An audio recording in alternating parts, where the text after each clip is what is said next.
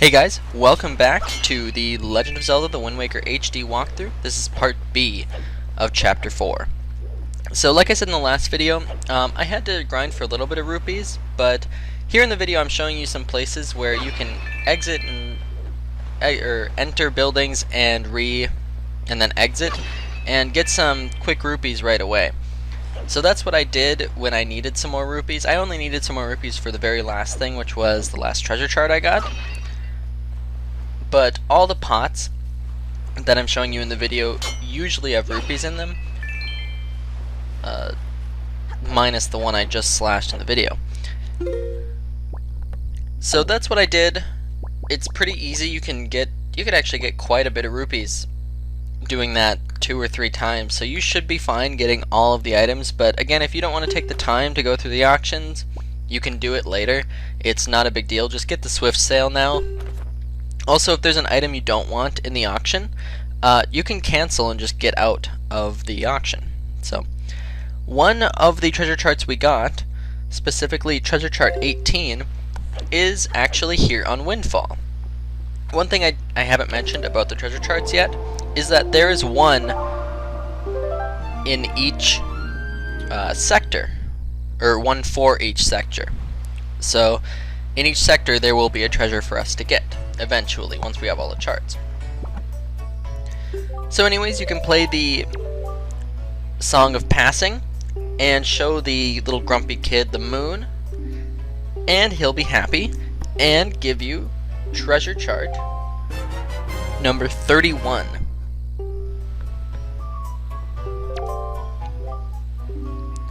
So yeah, we've gotten quite a bit of treasure charts here, so I think this was worth it.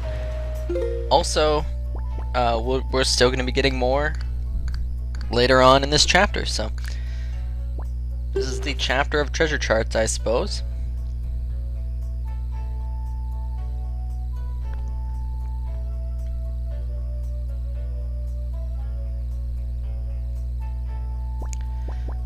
So now we're all ready to leave, except for one thing.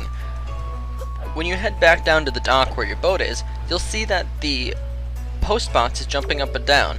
This indicates that you have a letter, or some sort of mail.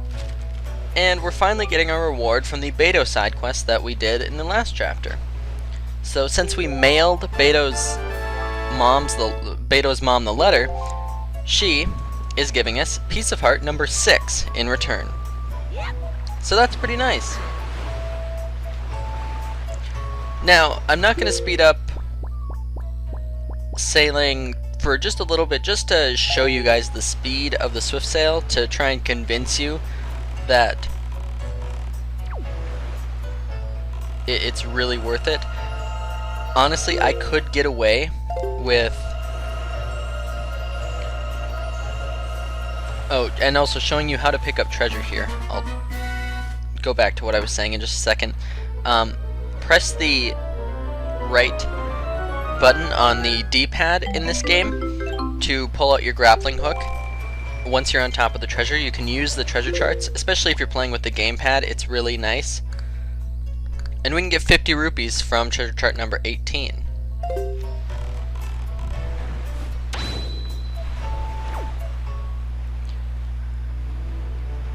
So like I was saying, you see how fast we go with the Swift Sail?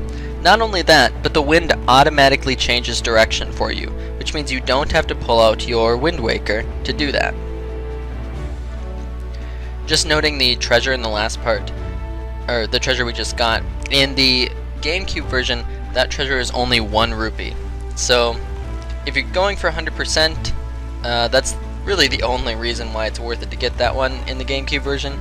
Here, 50 rupees, but still, we paid a lot more for it. I think I paid like 60 some rupees for that treasure chart. It was the one that started the bid at 5 rupees. So now we're going to take on this sea tower, I like to call them. There's a lot of these around the Great Sea. We need a different item to take on most of them, but right now, the reason I decided to skip this earlier is because we didn't have the grappling hook, so I couldn't guarantee joy pendant drops from the bokoblins up here. Also, and the reason I didn't get it on the way back is because the reward for killing these bokoblins is 20 rupees, and we were already maxed out on rupees. So I figured now was the best time to get it. Use your grappling hook to grab the joy pendants, and then kill the bokoblins, open the chest for 20 rupees. Now this is definitely not required at all. Some of these sea towers will have really good things like treasure charts and pieces of heart, and I will be covering all of those, although I might not be covering every sea tower in the game. But I figured this one's on our way, we might as well get it. Also, there's a little platform over here by the Beatles shop ship on Poprin Isle, and there's another bokoblin there. So I figured since this is on the way, we'll stop and grab his joy pendant too. Why not? Because we're gonna need 40 joy pendants to complete the side quest.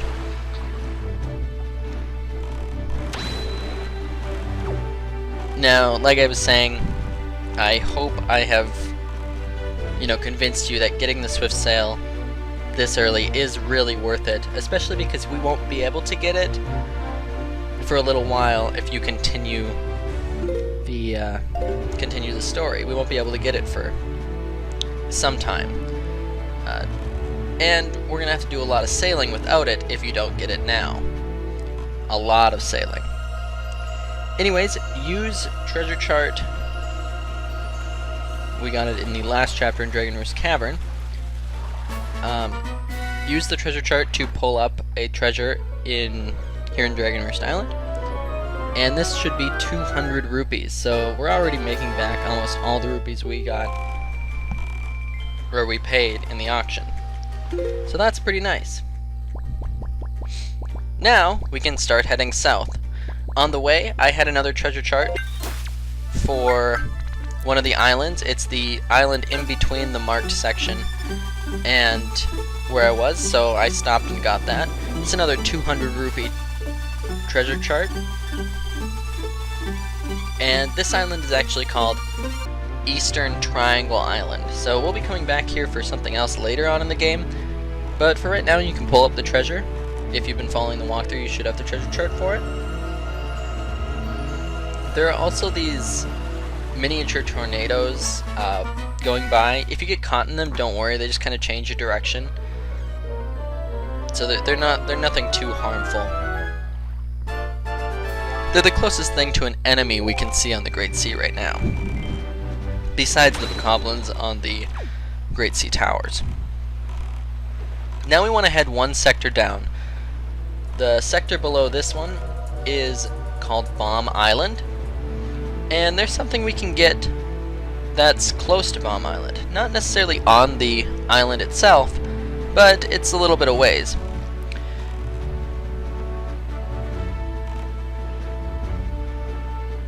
I decided since I had the Swiss sail, it wasn't really necessary to speed up this part. So as you can see in the video, there's Bomb Island. So we want to go a little bit west of Bomb Island, or from this perspective, a little bit to the right, and you can see there's a little boat thing. This is called a submarine. There are multiple of these in the game, and they usually have pretty good items. In fact, we're going to get one soon. There's a platform next to it. You definitely want to take the Bokoblin's Joy Pendant, and then go over to the submarine and head in the door.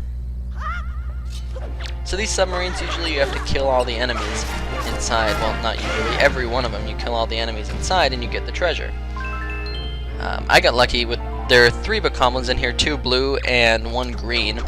I got lucky with this guy. I forgot to take his Joy Pendant, but luckily he dropped one. So, like I said, the grappling hook will give you a guaranteed Joy Pendant out of each one. So I highly suggest having this equipped almost at all times, because you can steal any enemy's spoil item.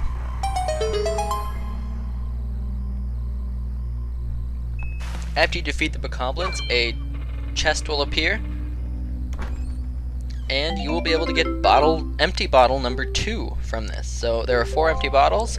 We got 1 from Medley, the second one is from here. Also, watch out for the rats.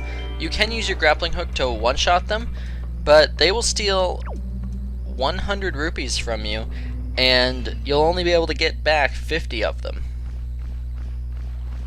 Unless maybe if you kill the rat, you might be able to get the other 50 back. I'm not 100% sure on that, but I know they do take 100 if they hit you.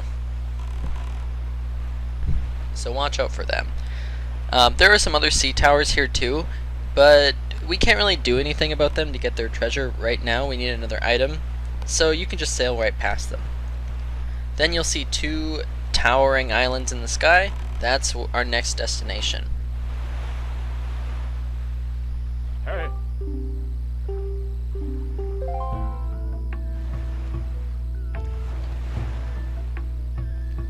So this is Forest Haven. So the next dungeon is a forest theme dungeon. Surprise, surprise, since I like how they changed it up a little bit. It didn't go forest then fire, it went fire then forest. Nice touch game. Anyways, if you care about figurines, I'm going to show you how to start them. And if you care about them, buy a Huoi pair right now. If you don't care about them, don't worry about buying the Huoi pair. You'll want one later in the game, obviously, but you can buy one if you're short on rupees, which if you've been following the walkthrough, you shouldn't be short on rupees at all. But I'll show you how to open up the figurine spot and get started with figurines. I'm not going to be covering figurines in this walkthrough. That's something for you guys to do. Anyways, there's a new enemy here. These are Boko Baba. Boko Babas or Deku Babas. Their spoil item is the Boko Baba seed. The best way to take them out right now is to jump attack and then slash them. You'll basically stun them back, and then you can just kind of chop their stem off. It's kind of graphic, actually.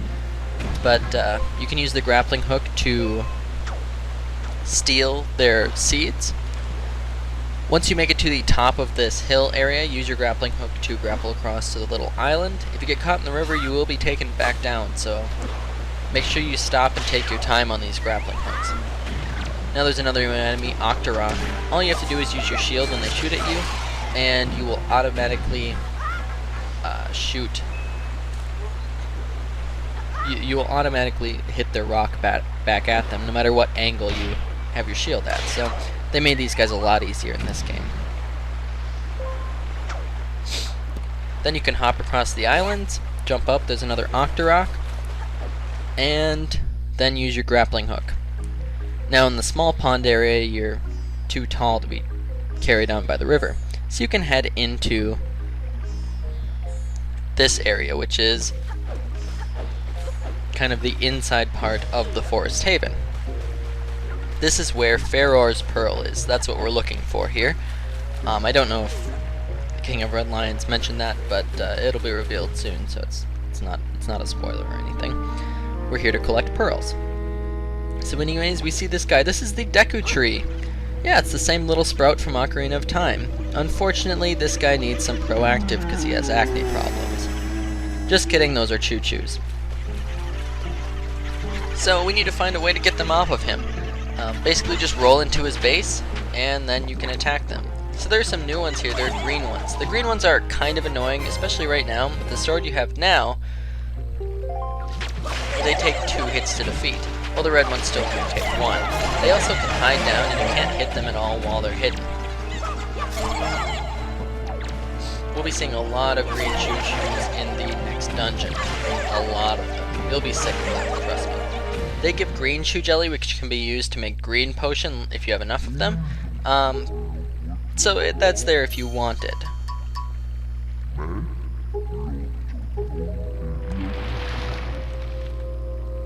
Anyways, after you defeat them, the Deku Tree will start speaking in Hylian, and Link is a little shocked because he doesn't know what he's saying. Again, if you're playing this a second time through and you have Pajama Link, you can hear what he's saying. And it's not too big of a spoiler. He basically he kind of talks about Ocarina of Time, really. But I'll let you guys discover what he says on your own. I mean, I'm sure you could just look it up online, but that's no fun. Play the game yourself.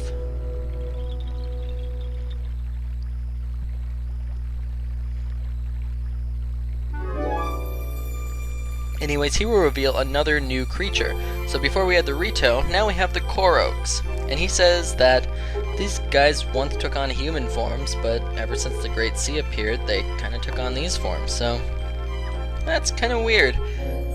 I don't know how I feel about humans evolving into little wood creatures, but whatever. It's a video game, fantasy game. So they have a ceremony to do, and after the ceremony, the Deku Tree will give you Pharaoh's Pearl. So that's pretty nice. We don't even need to go to a dungeon. Oh no, but one of them, Makar, is missing. And he's, of course, the important one for the ceremony.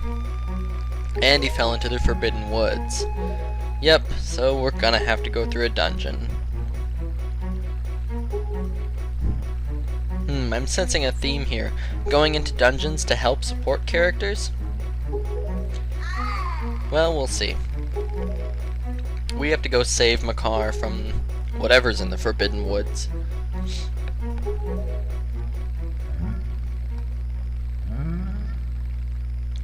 And the Deku Tree says he'll give us an item so that we can fly across the sky. This is one of the coolest items in the game, actually. But he creates it a little too high for us to get anyways. So we'll have to do some climbing, I guess, to get it.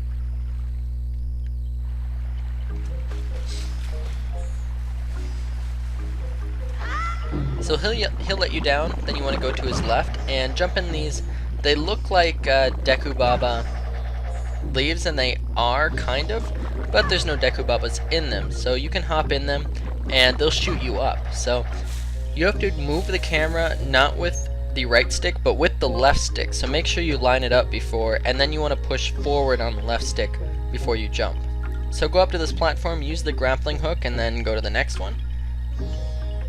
And you're pretty high up, so try not to fall off. If you have to, don't move the stick at all, and you'll just shoot straight up and then back down. But if you're going for the next one, hold the left stick forward before you shoot up.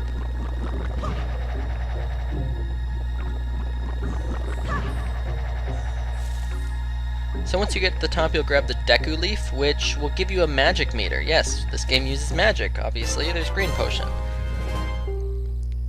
And so once you grab the Deku Leaf, you can fly to a bunch of areas here. Now, if you don't care about figurines, fly down to the area the game wants you to, and click on the annotation that should be popping up anytime here. It might already be up, I don't know. Click on the annotation and I'll take you right to there if you don't care about the figurines. If you do care about the figurines, keep watching the video. So equip your Deku Leaf, and you can jump off. While you're in midair, use it, and you'll start to hover. You'll still kind of, descend, but you won't descend, that fast, obviously. This can also be used kind of as a parachute. If you're falling from a high height, use it right before you hit the ground, and you won't take any damage. So go where I did in the video. Fly over to the, Baba base, and then use the Deku Leaf to fly over there. Then you want to change, once you're outside, you want to change the wind going north, because the wind kind of directs where you go when you're outside with the Deku Leaf, and you can make it pretty far using the wind. Another nice feature that I'm pretty sure wasn't in the GameCube version is there's a little leaf icon underneath you, so you know where you're landing. So this guy tells you that there's a switch over there that you need to hit. That's why we bought the Hyoi pair. Use the Hyoi pair to get a seagull to come around, and if you just fly straight from back to the Forest Haven, you can see where the switch is. So get the seagull to hit the switch, and it will pop open the little hatch and drop down a ladder. So you'll be able to get up here really easily from now on, just from the King of Red Lions.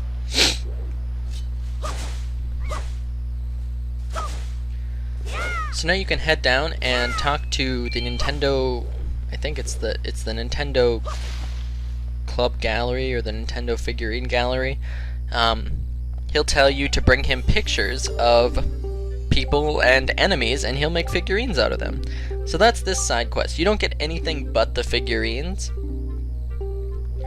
And basically you have to go all over taking pictures of all the enemies and all the characters in the game. And then you bring them back to him and he'll make figurines of them. The reason why I'm not covering this is because the only real point of doing this side quest is for your own satisfaction. But I'll show you how to get one of the figurines. Before we took a picture of Minenko in the 2 chapters ago, and I kept that picture just for this part. And he'll make a figurine of her. So I'll just show you how that works. Basically he'll say that he'll have the figurine done tomorrow, so you can play the Song of Passing twice to get it to be tomorrow.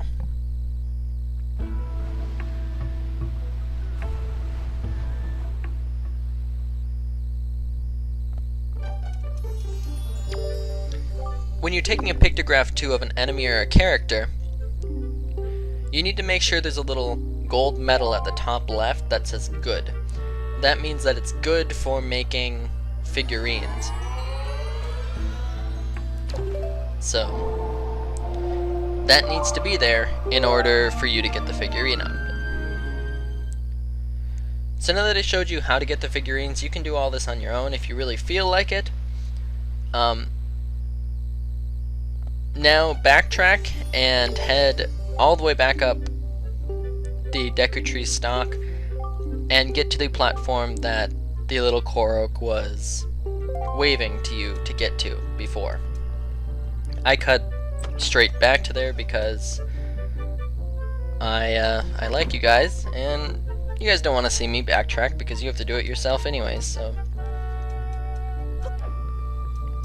I also, when I was trying to look at the figurine, I went to the wrong room because he said second on the right, and he meant his right. Of course. But I should have known the windfall door should have been where she is. So you can get little info about each of the figurines you make too, like favorite thing, birthplace.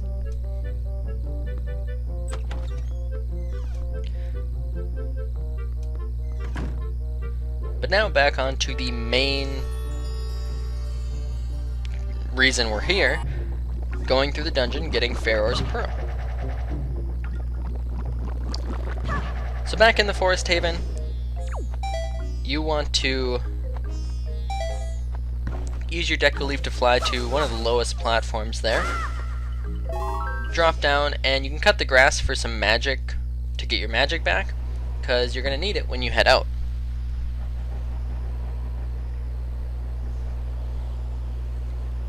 So you'll see the Forbidden Woods. Unfortunately, we can't quite get there from this platform. It's a little too high for us and a little too far. So we want to go to that smaller platform first. Go to the top, pull out your Wind Waker, play the Wind's Requiem, and change the wind to be going southwest.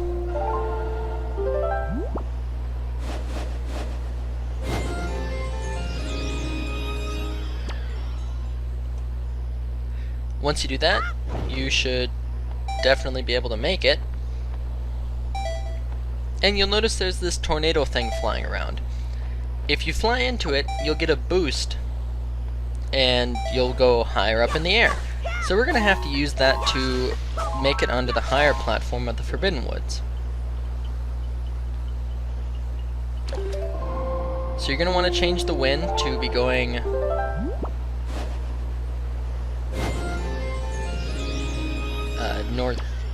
northwest now.